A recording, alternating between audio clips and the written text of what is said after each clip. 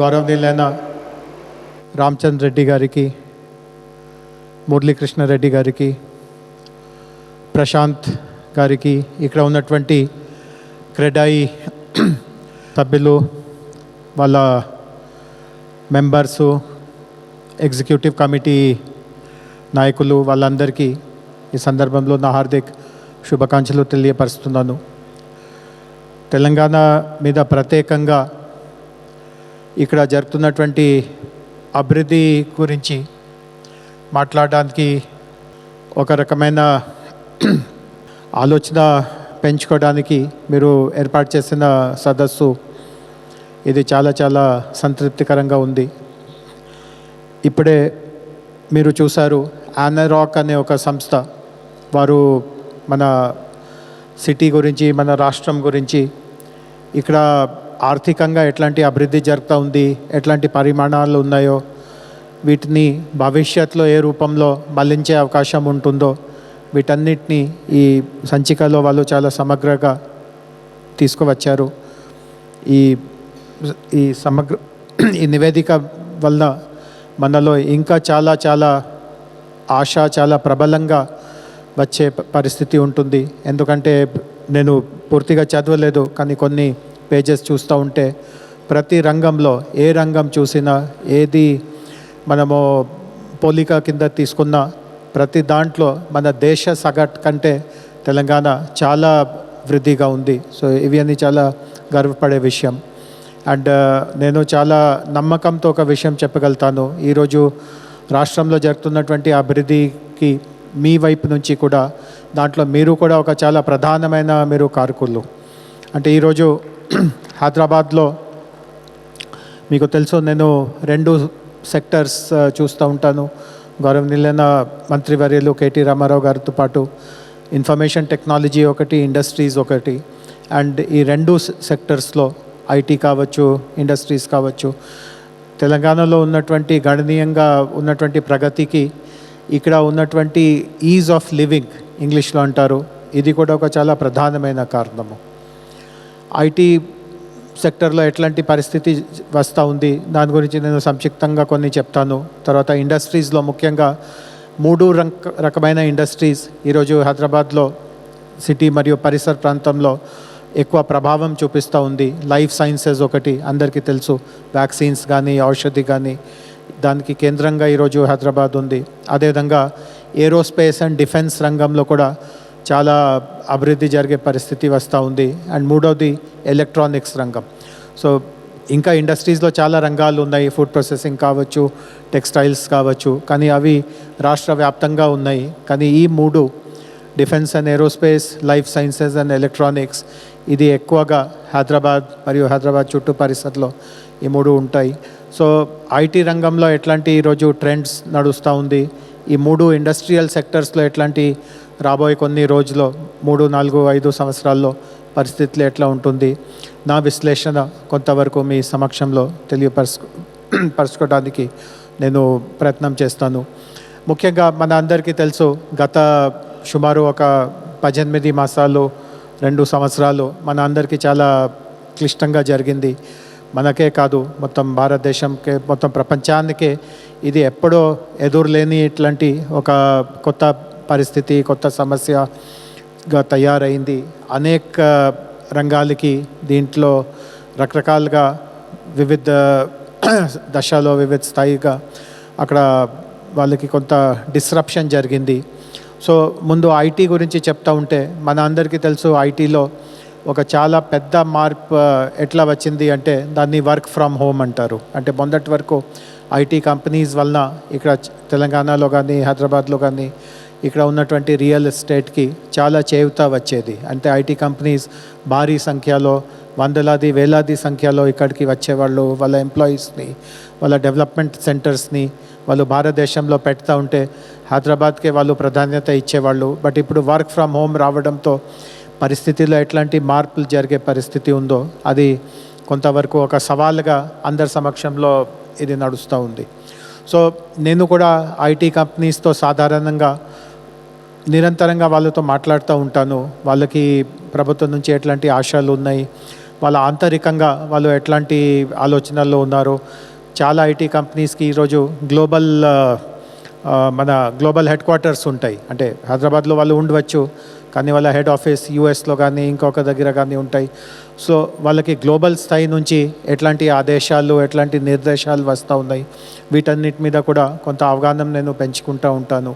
So 3 విషయాలు వాళ్ళతో మాట్లాడుతూ ఉంటే, వాళ్ళతో చర్చిస్తూ ఉంటే తెలిసిపోతూ ఉంది అన్నమాట.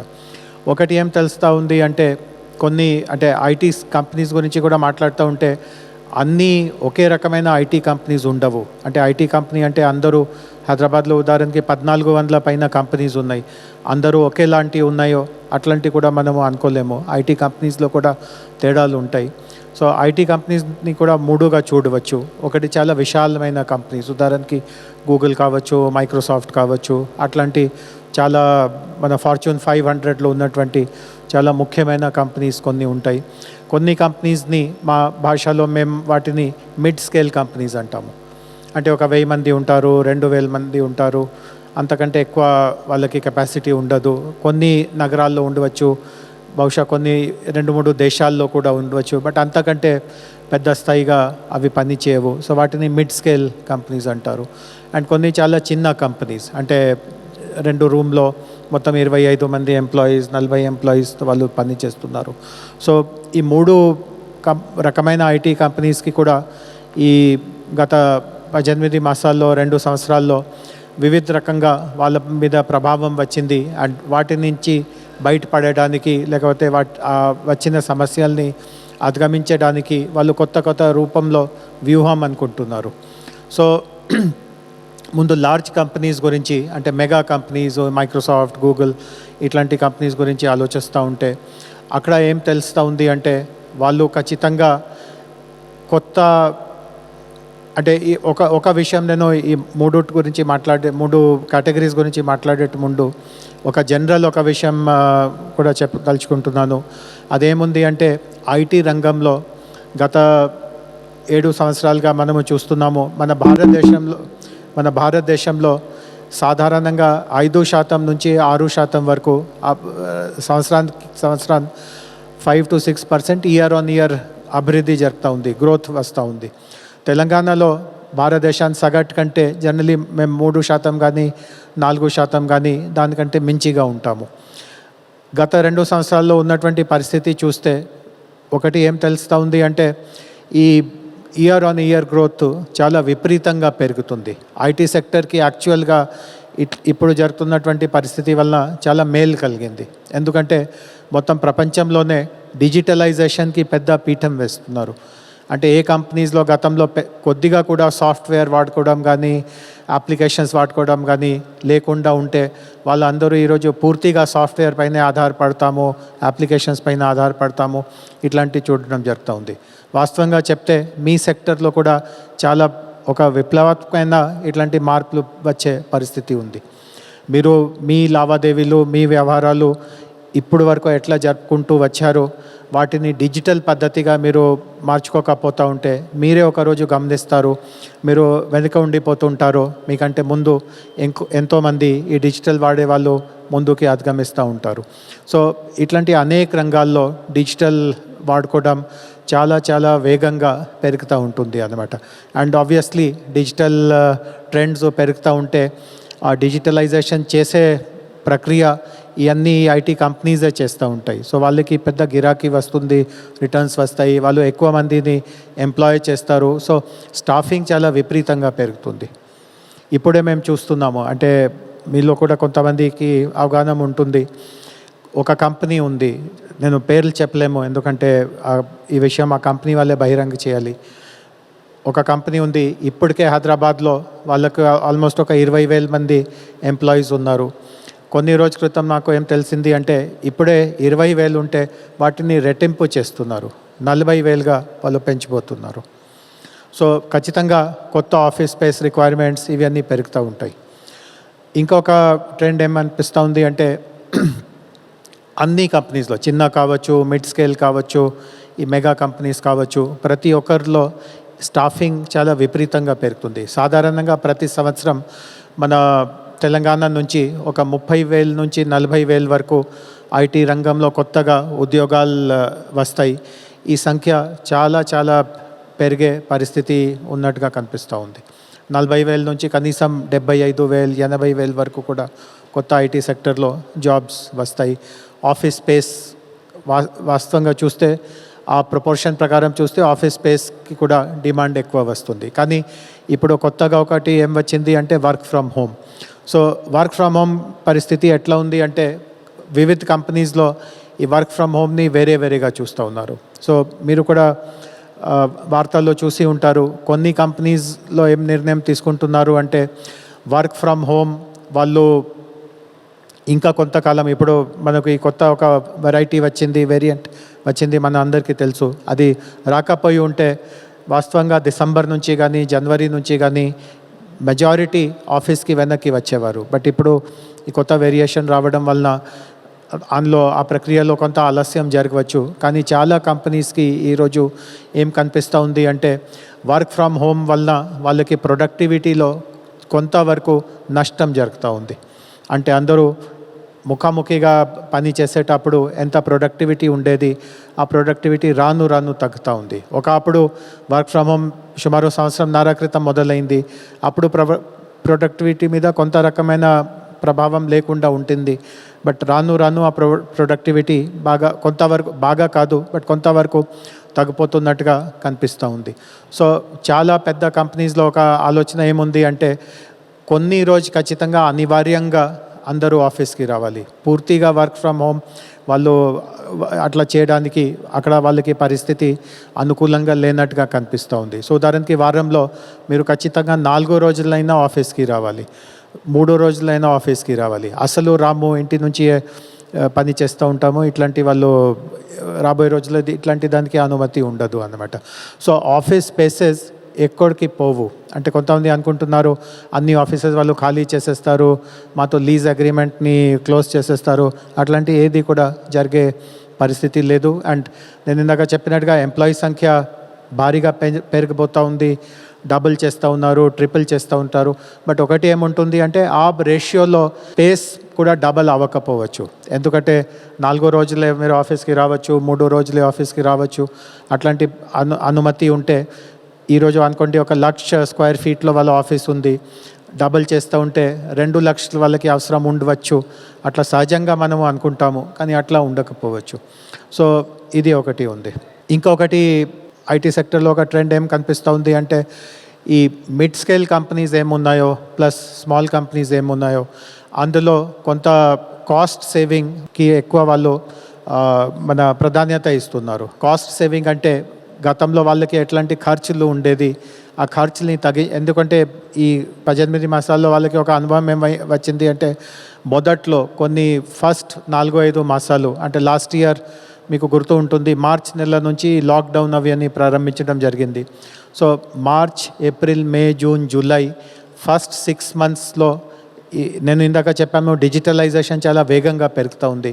బట్ ఈ వేగం రావడం ఆ 6 మంత్స్ తర్వాత మొదలైంది. ఫస్ట్ 6 మంత్స్లో అన్నీ బాగా కిందకి పోతున్నట్టుగా కనిపించింది. సో ఆ 6 మంత్స్లో పెద్ద కంపెనీస్ పైన పెద్ద ప్రభావం పడలేదు, ఎందుకంటే వాళ్ళ దగ్గర చాలా సర్ప్లస్లు ఉంటాయి. సో కొన్ని నెల కొంత పని అంత ముమ్మరంగా జరగకపోయినా పెద్ద ఏం వాళ్ళకి నష్టం అయ్యేది కాదు. But mid scale companies and small కంపెనీస్కి ఆ 6 మంత్స్ ఇట్లాంటి పరిస్థితిని తట్టుకోవడం వాళ్ళకి చాలా క్లిష్టంగా వచ్చింది. సో ఒక సూత్రం వాళ్ళు ఏం అనుసరించిపోతూ ఉన్నారు అంటే భవిష్యత్తులో మళ్ళీ ఎప్పుడైనా ఇట్లాంటి పరిస్థితి వస్తూ ఉంటే కొంత మన దగ్గర సేవింగ్స్ ఎక్కువ ఉండాలి. అంటే రాబోయే రోజుల్లో ఆపద 6 మంత్సే కాదు, 9 మంత్స్, 10 మంత్స్, 12 మంత్స్ వరకు వచ్చిన ఎక్కువ సేవింగ్స్ మిగిలి ఉంటే కొంతవరకు దానివల్ల మేము మేనేజ్ చేయగలుగుతాము అనమాట. సో ఖర్చులు తగ్గించే ప్రయత్నాలు అందరూ చేస్తూ ఉంటారు. అండ్ దాంట్లో రియల్ ఎస్టేట్ కాస్ట్ కూడా ఒకటి ఉండవచ్చు. సో ఈరోజు మన హైదరాబాద్లో ఒకటి ఏం గమనిస్తున్నాము అంటే ఈరోజు చాలామంది మిడ్ స్కేల్ కంపెనీస్ కూడా ఏ క్వాలిటీ బిల్డింగ్స్ అంటారు, ఏ క్వాలిటీ రియల్ ఎస్టేట్ అంటారు, కొన్ని బి క్వాలిటీ ఉంటాయి. సో ఏ క్వాలిటీ రియల్ ఎస్టేట్లో కూడా చాలామంది ఈరోజు మిడ్ స్కేల్ కంపెనీస్ని మనము చూడవచ్చు. అది భవిష్యత్తులో అంత పెద్ద స్థాయిలో ఉండకపోవచ్చు. మిడ్ స్కేల్ కంపెనీస్ కానీ స్మాల్ కంపెనీస్ కానీ చాలా ఖరీదమైన బిల్డింగ్స్ని, కమర్షియల్ స్పేస్ని బహుశా తీసుకోవడానికి అంతా వాళ్ళు ఇష్టపడకపోవచ్చు. వాళ్ళు కొంచెం బి కేటగిరీలో ఉన్న బిల్డింగ్స్, సి కేటగిరీలో ఉన్న బిల్డింగ్స్కే ఎక్కువ ఇష్టపడతారు. అండ్ అది కూడా ఇప్పుడు ఉదాహరణకి ఈ ప్రాంతం గురించి అందరికీ తెలుసు, దీన్ని సైబరాబాద్ అంటారు. మిగతా ప్రాంతాల కంటే ఇక్కడ రెంటల్స్ కొంచెం ఎక్కువ ఉంటాయి.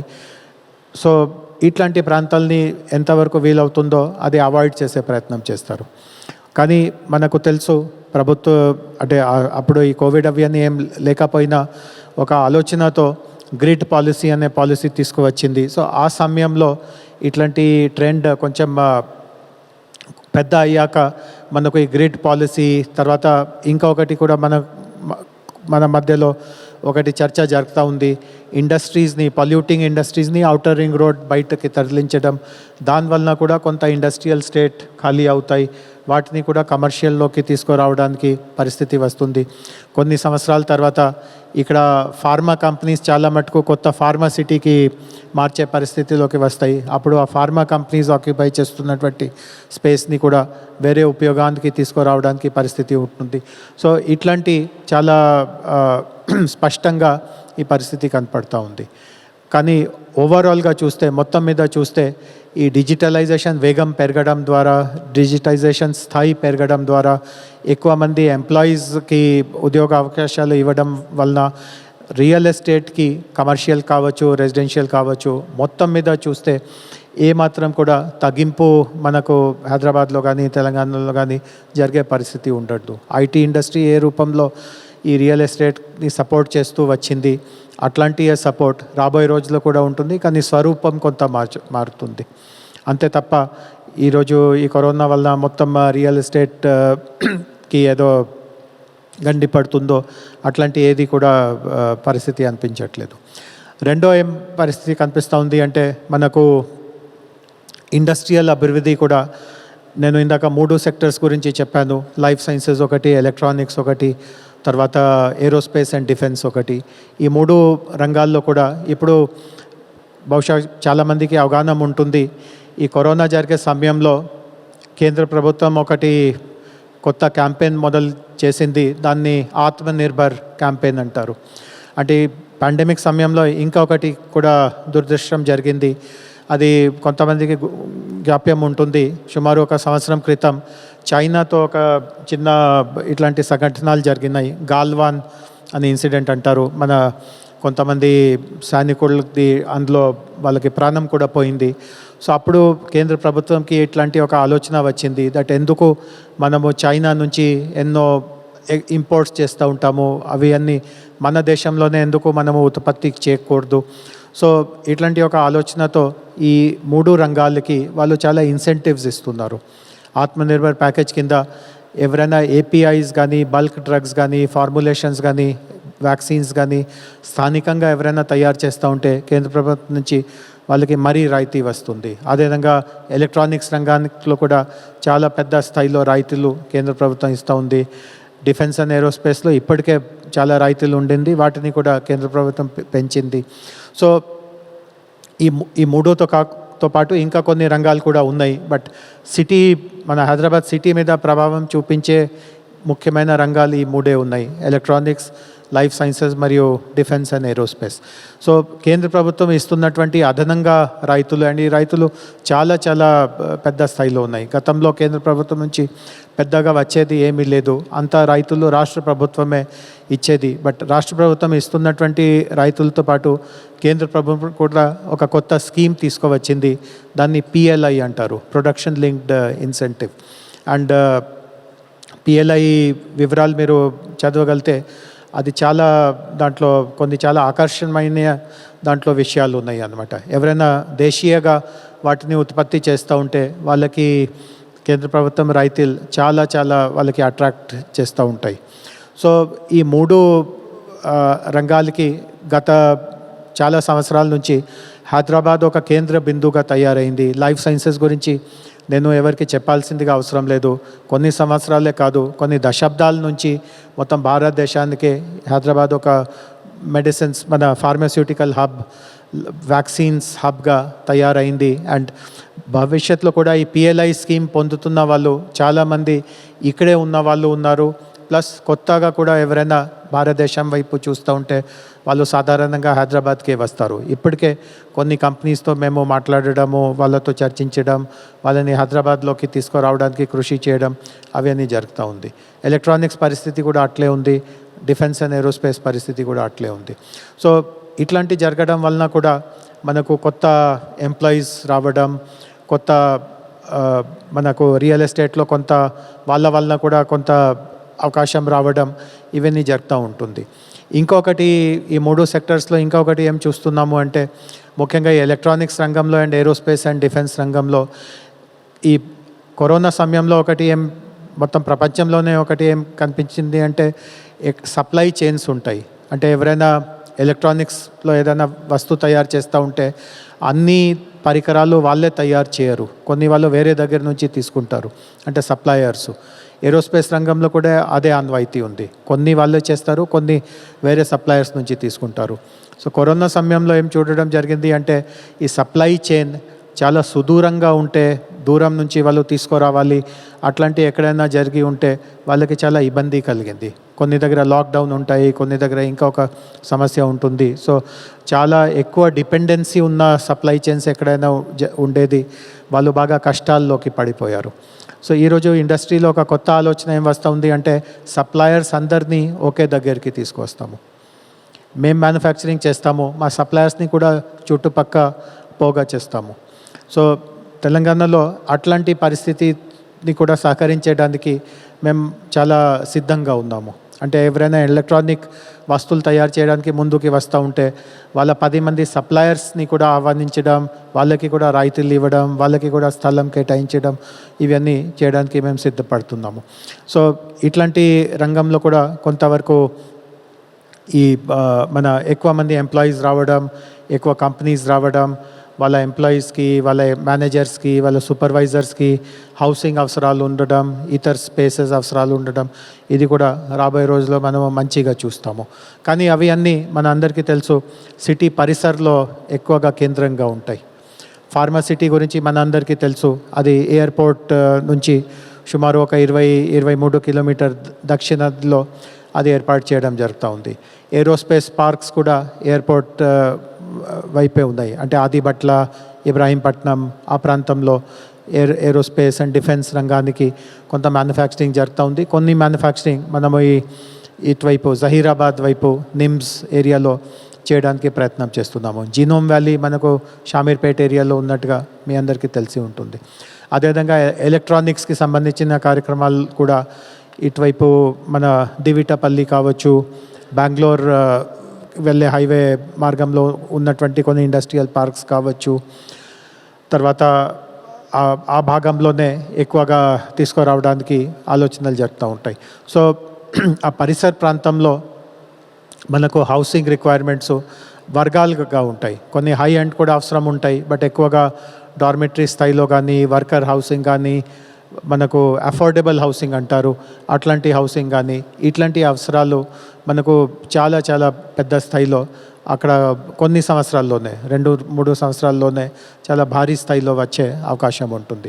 కొన్ని కంపెనీస్ ఇప్పుడే మాతో మాట్లాడుతూ ఉన్నారు దట్ మేము ఇక్కడ పెద్ద ఫ్యాక్టరీ పెడతాము, బట్ వర్కర్స్ హౌసింగ్ కోసం కూడా మీరే మాకు అదనంగా ఏమైనా ల్యాండ్ కేటాయిస్తారా, మేము ఎవరో ఒక డెవలపర్తో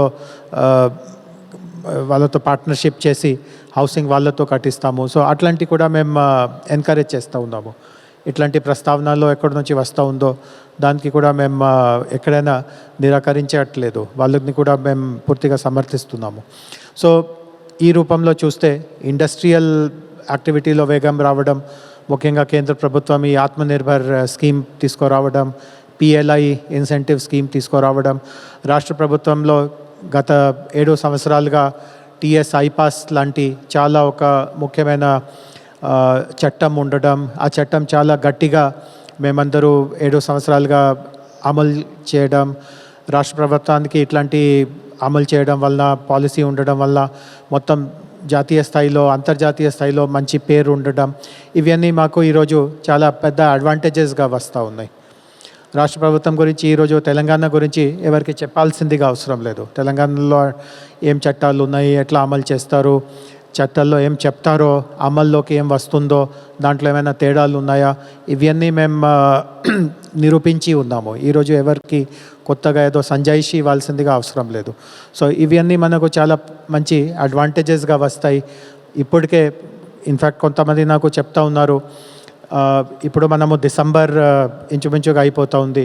సెప్టెంబర్, అక్టోబర్, నవంబర్, డిసెంబర్ ఈ 4 నెలలు చూస్తూ ఉంటే గత 7 సంవత్సరాల్లో ఎప్పుడైనా ఒక 4 మాసాల బ్లాక్లో ఎప్పుడైనా అన్ని ఇన్వెస్ట్మెంట్స్ ఒకేసారి ఎప్పుడో రాలేదు. అంటే మీరు కొంతమంది రోజువారీగా పేపర్ చదువుతూ ఉంటారు, కొంతమంది గమనించి ఉంటారు. ఇంచుమించుగా ప్రతి 2వ రోజు 3వ రోజు ఒక కంపెనీని ఆహ్వానించడం, ఒక కంపెనీ ఏదో చేయబోతున్నాము ప్రకటించడం, MOUs సంతకం చేయడం, ఎప్పుడో ఇట్లాంటివి జరగలేదు. సో చాలా భారీ స్థాయిలో రాష్ట్ర ప్రభుత్వానికి ఇన్వెస్ట్మెంట్స్ వస్తూ ఉన్నాయి.